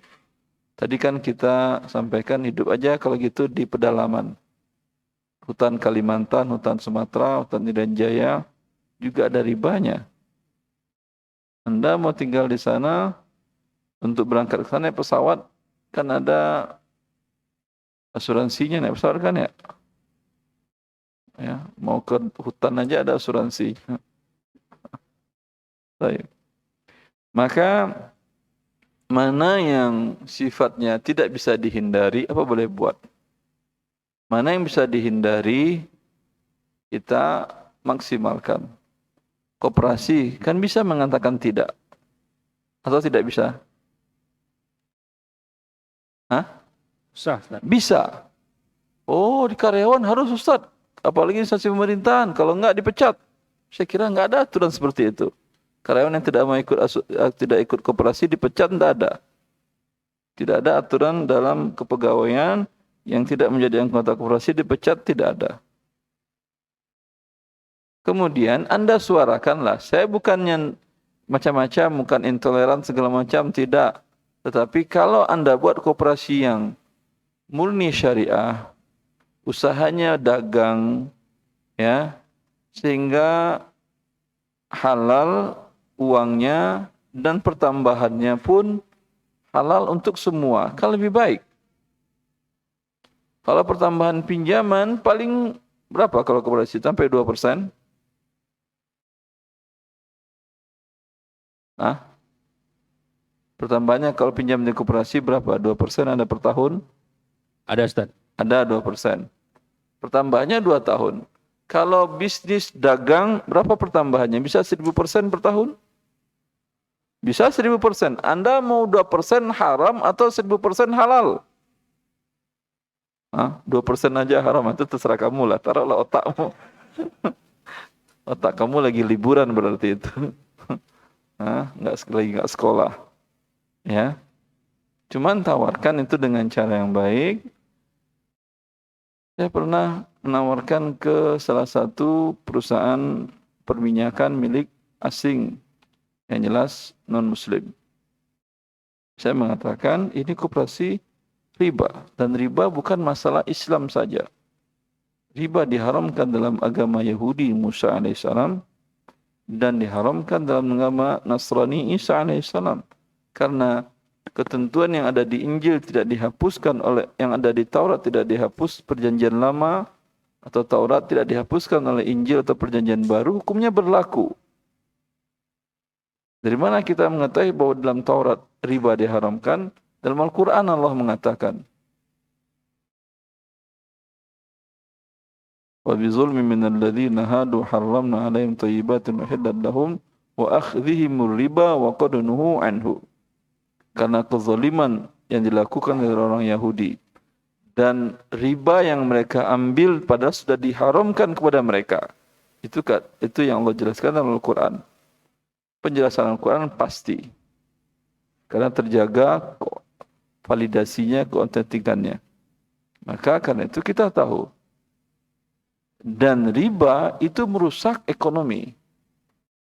Semua para pakar ekonomi riba tahu riba itu merusak. Ya, sama juga semua dokter tahu merokok merusak. Masalah mereka ngerokok itu urusan lain. Jelas? Dan sudahlah dimurkai Allah. Kemudian pertambahannya sedikit, lebih baiklah berdagang. diridai oleh Allah. Rasulullah mengatakan ketika ditanyakan apakah profesi yang terbaik, Rasulullah mengatakan wa kullu bai'in mabrur. Setiap perdagangan yang mabrur. Ternyata dagang ada juga mabrurnya, bukan haji saja. Perdagangan jual beli yang mabrur itu tidak ada kecurangan, tidak ada penipuan, di dalamnya tidak ada bersumpah palsu untuk melariskan barang dagangannya. Jelas? Sehingga koperasinya menjadi koperasi yang tidak ada ribanya. Bagi karyawan di koperasinya mendapatkan halal, bagi anggota koperasi mendapatkan halal dan nominalnya lebih besar. Ya. Yang tidak bisa seperti PDAM, ya, cari solusi lain. Kan membuat sumur artesis, sumur bor di Ceger masih harus ada perizinan, enggak ada kan ya? Kecuali kedalamannya di atas 100 meter itu ada. Harus ada perizinan karena akan menyedot air satu Ceger di tempat dia. Tapi kalau hanya 30 meter, 40 meter, 50 meter tidak ada perizinan khusus. Mumpung belum dilarang, Anda ambillah yang itu. Halal, tidak ada ribanya. Yang untuk listrik ada solusinya kan ya? Itu prabayar. Ya. Prabayar sebetulnya pihak negara lebih diuntungkan. Belum lagi Anda pakai, Anda sudah bayar uang. Berarti kan bisa putar uang. Kan Anda bayar di depan, token, bayar dulu baru dipakai kan ya? Anda bayar umpamanya 1 juta. Apakah langsung habis sehari buat listrik? Enggak. Kalau 1 juta dibagi 30, paling 30.000 per hari. Berarti ada selisih umpamanya 970.000 di awal bulan tadi. Itu bisa dia putar atau tidak? Bisa. Itu kalau 1 orang. Kalau 1 juta orang seperti itu berapa pemasukan negara? Tapi laporannya rugi Ustaz, itu enggak urusan saya. Yang urusan saya memberikan solusi sebetulnya yang halal itu jauh lebih baik dari yang haram.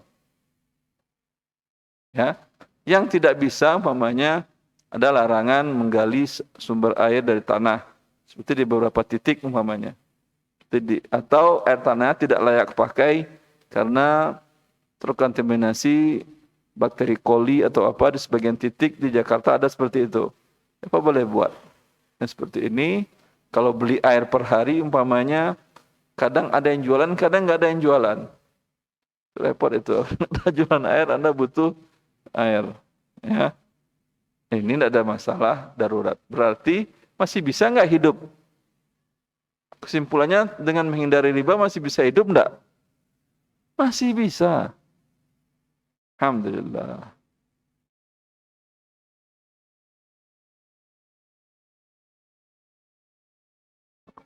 Sudah. Alhamdulillah. Izin tanya Ustadz. Assalamualaikum warahmatullahi wabarakatuh. Antum lama-lama ibu-ibu langsung aja. Sign kiri, belok kanan, biasa itu, tidak masalah ya Bu ya. Ini sebenarnya titipan pertanyaan dari teman saya Ya, yang Ibu. ingin dia tanyakan. Ibunya ini mendepositkan uangnya di bank syariah. Mendepositokan Uangnya di bank syariah. Dan setiap bulannya itu ada bunga di situ. Kemudian ada bunga. Ada pertambahan, jangan bilang bunga. ada pertanyaan. Bagi hasil kalau bangsanya. Iya, bagi hasil. Nah, kemudian di uangnya tersebut, hasil tambahan tadi diambil dan dipakai untuk kebutuhan sehari-hari. Bagi hasilnya dipakai untuk kebutuhan sehari-hari. Iya. Terus? Yang ingin ditanyakan, bolehkah uang itu diambil? Dan jika boleh, sebaiknya digunakan untuk apa? Terima kasih. Ya. Tinggal Anda nasabah di bank syariah yang mendepositokan di tabungan mudharabah, deposito mudharabah. Minta di dalam term and condition-nya, syarat dan ketentuan, minta ke customer service-nya tambahkan di situ klausal yang berbunyi ya bahwa si deposan siap menanggung kerugian sebesar share modal dari dana yang diikut sertakan dalam bisnis tersebut. Dengan satu kata kunci ini, maka bagi hasilnya menjadi halal. Hah? Jelas? Alhamdulillah, kunci Inggris itu, akhi. Itu kalau deposito mudharabah.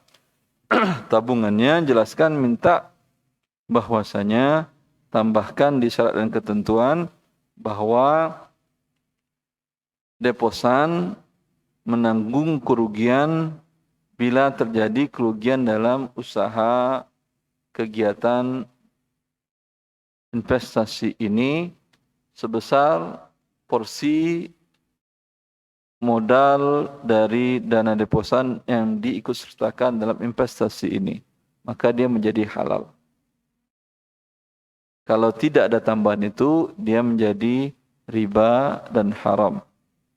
Kenapa? Uangnya tidak berkurang, bertambah terus. Mau namanya deposito mudharabah, mau apa, itu intinya riba. Tapi kalau uangnya siap berkurang, dan realnya tidak berkurang-kurang, ya terserah. Tapi dia siap, tidak ada masalah. Wallahu a'lam. Assalamualaikum warahmatullahi wabarakatuh, Ustaz. Assalamualaikum warahmatullahi wabarakatuh. Semoga Allah Saya di merahmati. sini menjawab pertanyaan ya. Mohon moderator atur. Semoga Allah merahmati Ustaz dan keluarga serta kaum muslimin semuanya. Ya Ibu, amin. Ini bertanya tentang apa pengertian DP 0 rupiah. Apa Ibu? Apa? Pengertian DP 0 rupiah.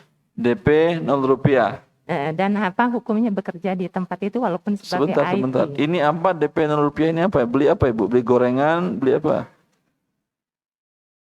Misalnya dengan apa hubungannya dengan perumahan, Ustaz? Beli rumah. Ya. DP 0 rupiah. Ya. Terus Dan apa tidak ada denda keterlambatan. Di sini hanya enggak membeli rumah, tapi hukumnya bekerja di tempat tersebut walaupun dia sebagai IT. Demikian, Bekerja Ustaz. Di tempat tersebut. Tempat apa? Developer perumahan, properti. Dia menjual dengan DP 0 rupiah. Iya, tempat itu menjual 0 rupiah. Dan apa hukumnya bekerja di tempat itu walaupun penalti 0 rupiah juga atau ada? Saya kurang tahu, Ustaz. Afwan. Tapi di DP, sini ya jelas, tidak masalah Ibu. Oke, itu Ya aja Allah, Ustaz. barik fiik. Demikian. Syukran. Assalamualaikum warahmatullahi wabarakatuh. Assalamualaikum warahmatullahi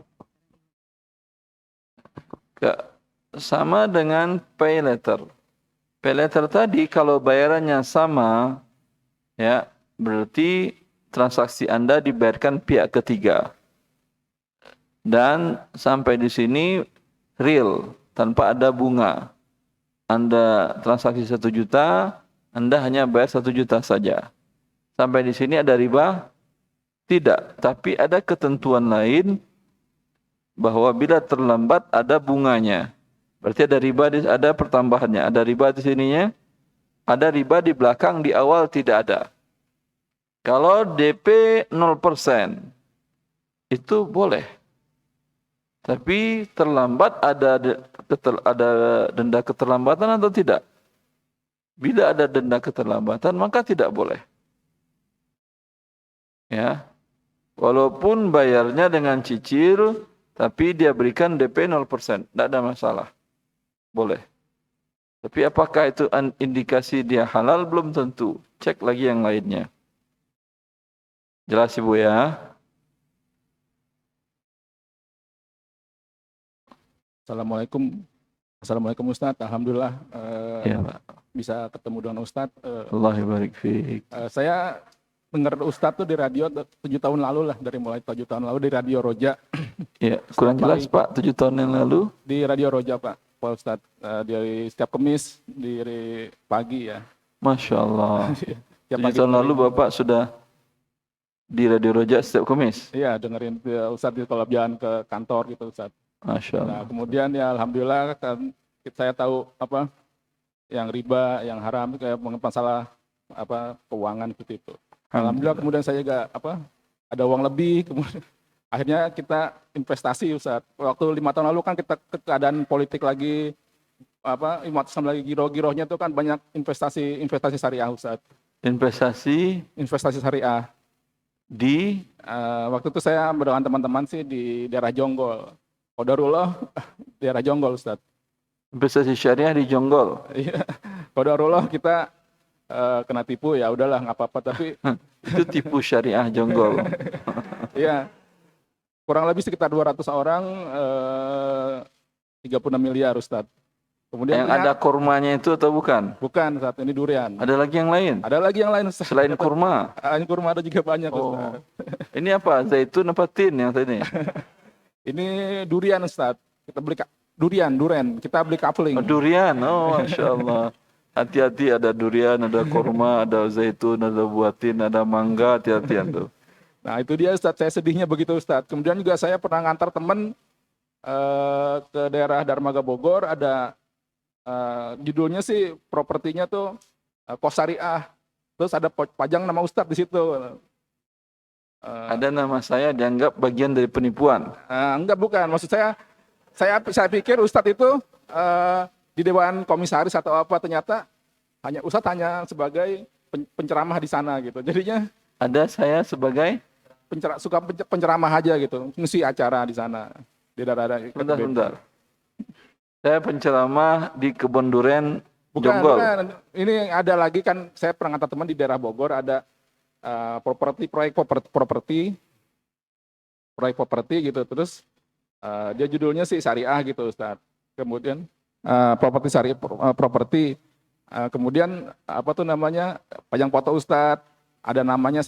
Kami pikir tuh waktu itu Ustaz sebagai komisaris atau terlibat di perusahaan itu gitu. Ternyata Ustaz hanya sebagai penceramah aja, pengisi acara di sana gitu. Nah jadi kenapa biasa orang begitu. Nanya di kajian produk kami sudah disetujui Ustaz. Iya begitu. Dia nanya di kajian, Ustaz begini-gini hukumnya boleh Ustaz? Boleh. Lalu dia tempelkan potongan ceramah tadi boleh kata Ustaz. Ini tidak bagus dalam pertanyaannya belum kan Pak ya? Belum ya. Tanya belum Pak. Pertanyaannya apa Pak? Ya saya juga ini Ustaz, kan saya lihat di grup Facebook tergabung juga di grup Facebook Tobat Riba, Mahfuz Salaf gitu kan. Suka sedih gitu Ustaz, banyak teman-teman yang terjerat riba, tapi kita sebetulnya sebagai umat Islam tuh kan potensi ekonominya tinggi, cuman kita nggak ada wadah untuk membantu mereka gitu. Nah mungkin Ustadz dengan wawasan, dengan lingkungan pergaulannya yang luas, mungkin bisa ada ide gimana gitu. Saya cukup itu aja. Jadi kita apalagi serang umat Islam ini saat ini sedang dijolimi banget Ustadz ya. Baru belum lama ini kayak donasi umat Islam yang suatu lembaga umat Islam gitu kan lagi rame gitu. Kalau jadinya kita tuh butuh bermuamalah jadi bingung Ustadz mau gimana. Kalau saya sih percaya Ustadz Waryawandi insya Allah amanah kayak gitu. Terima kasih ya.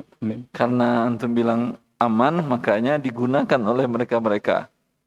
Ya.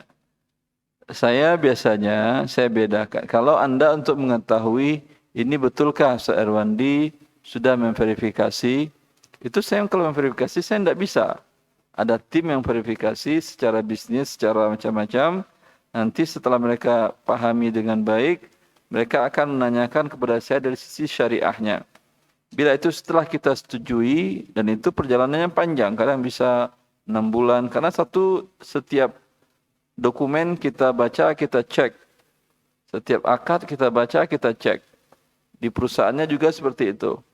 Baru ada stempel, ya, kemudian ada QR-nya yang bisa terhubung dengan data yang menunjukkan bahwa ini sudah diverifikasi dan halal. Lebih canggih daripada sertifikasi halal MUI. Kalau itu antum nggak tahu kan datanya halalnya di mana, nggak ada kan ya? Kalau yang kerjasama dengan verifikasi perusahaan saya, konsultan saya ada QR-nya. Bila antum smartphone akan terhubung ke datanya dan jelas di sana verifikasinya perjalanannya seperti apa. Agar tidak terlalu gampang seperti kasus tadi. Ada seorang di ceramah, ya berarti Udah disetujui oleh Ustaz Irwandi. Ya enggak, Ustaz Irwandi ceramah. Ceramahnya di Masjid Hawa, di situ proyeknya apa hubungannya? Satu. Yang kedua, alhamdulillah saya dengan teman-teman, ada beberapa teman yang beliau dulu S2 ekonomi dari Melbourne, dari Universitas Melbourne di Australia. Kemudian 15 tahun beliau bekerja di pasar modal, tentu yang riba. Kemudian beliau hijrah dan belajar. Saya ada pelatihan-pelatihan akad-akad transaksi muamalat offline dahulu. Selama pandemi, selama 3 tahun online. Pelatihan online muamalat maliyah. Pesertanya sudah tercatat 9.000 orang lebih dari seluruh dunia. Karena banyak orang Indonesia yang tinggal, yang ekspatriat kerja di Swiss, kerja di California, kerja di Dubai, kerja di Arab Saudi. Mereka ikut pelatihan tersebut karena pelatihannya modulnya ada pakai online, mereka dengarkan. Nanti sekali sepekan interaktif dengan saya sendiri online langsung. Ya. Itu saya menjadi komisaris utamanya di perusahaan itu. Kita urus perizinan bisnis secara syariah dan legal secara negara. Nama perusahaannya SCF, Securities Crowdfunding. Jadi pembiayaan permodalan untuk UMKM yang bisa layak untuk dimodalin. Sudah 2 tahun kita urus perizinannya di OJK. Alhamdulillah Februari awal tahun ini sudah keluar perizinannya. Tapi qadarullah perizinan keluar di saat ekonomi sedang landai. Sekarang bermasalah di biaya operasional. Lebih besar biaya operasionalnya dari income-nya karena kondisi ekonomi yang belum mendukung. Itu bentuknya adalah sudah ada lebih 1.000 usaha kecil menengah yang masuk di platform kita di LBS Urundana itu. Sudah lebih dari 1.000 yang masuk. Dicek dengan cara kasar lolos cuma 10. Dari yang 10 ini yang layak dibiayai 0. Kenapa 0? Prospek bisnisnya tidak menjanjikan, tidak aman. Yang kebanyakan tidak ada laporan keuangannya. Kebanyakan kalau UMKM itu kan laporan keuangannya tidak rapi. Susah kita untuk mencari usaha yang layak untuk dibiayai secara bisnis. Karena kita lihat dari bisnis dulu, kemudian lihat dari sisi syariahnya. Dari bisnisnya betul, syariahnya tidak benar, tidak akan dibiayai, tapi kita berikan catatan ini perbaiki. Setelah itu silakan ajukan kembali. Ya. Karena kalau orang kan ingin nanti di sisi lain ada investor yang kita berikan formulir untuk diisi di online tadi.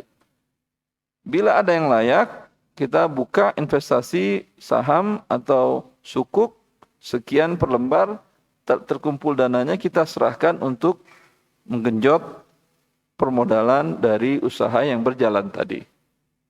Itu ada Bapak. Kalau mau investasinya sudah syariah ada. Tapi sekarang belum terlalu banyak UMKM yang bisa baru hanya listing sekitar 5 baru dari Februari. Karena repotnya tadi. Karena kaum muslimin mau investasi, bukan mau sedekah. Iya atau tidak? Investasi itu dihadapkannya adalah laba kan? Ya, laba secara uang.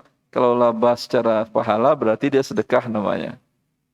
Baik, insyaallah doakan kepada Allah agar dimudahkan oleh Allah Azza wa Jalla. Bagi antum yang punya usaha rapi, pencatatan keuangannya dan prospeknya bagus, butuh penambahan dana yang halal, permodalan, silahkan antum daftarkan di penerbit di SCF LBS Urundana tersebut. Ini bukan promosi, karena ada pertanyaan masalah investasi yang sesuai syariah tadi seperti apa. Baik.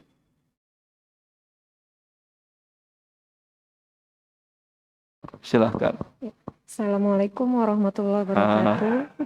Ya, Ustadz, Kasih mic dulu. Ya silakan Ibu. yang ingin saya tanyakan Ustadz, kan ada sistem belanja online ya Ustadz ya. Jadi Apa kalau Ibu? sistem belanja online, aplikasi sistem belanja online. Nah misalkan ketika saya belanja di aplikasi tersebut, saya kan ada sistem yang seperti maaf ya Ustadz, saya sebutkan misalkan ShopeePay atau GoPay gitu ya Ustadz. Nah kemudian saya pembayarannya menggunakan sistem itu yang ShopeePay atau GoPay. Nah terus dari belanja itu dengan aplikasi itu ada potongan harga Ustadz gitu. Nah itu bagaimana hukumnya Ustadz? Ya, Potongan harga khusus untuk pengguna e-wallet tertentu atau semuanya? Biasanya ada batasan Ustadz, misalkan di atas belanja 30.000 gitu. Saya ulangi. Ya. Potongannya untuk pembayaran e-wallet khusus atau untuk semua jenis pembayaran? Untuk yang aplikasi misalkan GoPay-nya atau ShopeePay-nya aja berarti. Ustadz. Kalau Ya. yang khusus, Ya, dari mana dia dapat diskon berarti? Kalau Anda mau jualan ngasih diskon, apakah Anda lihat kalau bayar uang tunai, diskon? Kalau bayar pakai dolar nggak kasih diskon? Kalau bayar pakai real, diskon dikit. Apakah gitu kalau Anda jualan? Kan enggak kan ya? Kalau namanya Anda jualan, mau bayar pakai apapun, mau pakai beras pun diskon. Ya. Berarti diskon itu bukan dari si merchant, bukan dari penjual. Tetapi si pemilik e-wallet ini yang memberikan diskon, dia nanti membayarkan selisihnya ke perusahaan tersebut agar orang berlomba-lomba men-top up di e-walletnya itu. Ketika itu terjadi hukum ribanya di mana? Kenapa? Karena deposit top up itu mendepositkan uang sama dengan qard. Bila dapat si mukrid mendapatkan pertambahan dalam bentuk diskon atau cashback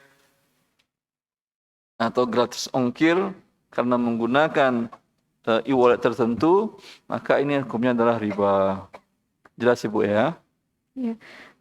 Kalau ini Ustadz, maaf satu lagi Ustadz, jadi misalkan di aplikasi belanja itu dia menawarkan voucher gratis ongkir dengan cuma-cuma Ustadz. Jadi bayar pakai apapun juga? Iya, bayar dengan apapun juga. Boleh. Oh itu diperbolehkan. Boleh, gratis pun barangnya boleh. Ya, baik Ustadz, terima kasih jazakallah Tapi khair. bayar pakai apa aja? Baik. Bismillah. Ini terakhir ya. Bismillah. Masih ada berapa orang lagi Bapak? Woi. Banyak. Sudah terakhir insyaAllah Pak Tamrin. Masih ada lagi insyaAllah nanti tahun depan saya ngisi kajian.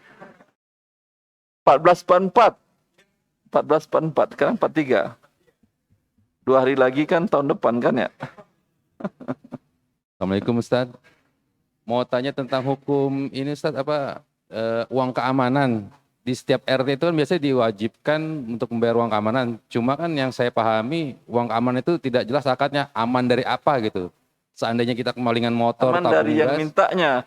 Nah, Ustadz. Aman dari yang mintanya.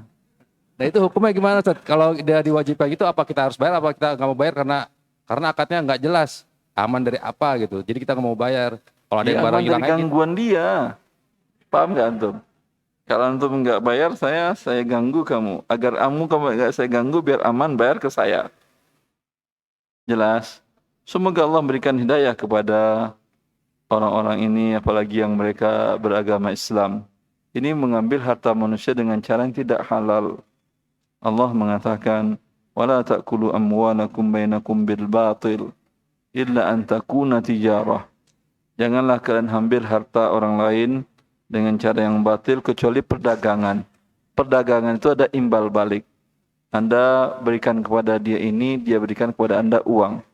Anda ajarkan dia bahasa Arab, dia beri Anda uang. Anda naik ke genteng rumahnya, Anda perbaiki yang bocor, dikasih Anda uang. Itu ada imbalan. Tapi Anda beri uang, imbalnya keamanan dari dia. Berarti kan gak ada imbalan. Apakah dia jadi satpam di rumah Anda? Itu boleh. Saya berikan keamanan, tapi kamu diri di sini sebulan sebanyak 500 jam. Itu tidak masalah. Berarti ada imbalan dia berdiri depan rumah Anda 500 jam. Itu job desk-nya dia. Jadi meskipun RT mewajibkan, kita nggak harus bayar juga Ustaz ya? Itu dari RT Karena mewajibkan. Anda bila merasa aman dari gangguan dia, Anda jangan bayar. Nah Ustaz, syukran. Tapi kalau tidak aman, Ibn Mas'ud diriwayatkan bahwa beliau berada di Habasyah dan ada kemudian orang yang menghalangi dia jalan. Nggak bisa jalan di sini, bayar dulu 2 dirham. Kan nggak ada haknya dia. Jalanan dibuatkan untuk semua manusia jalan.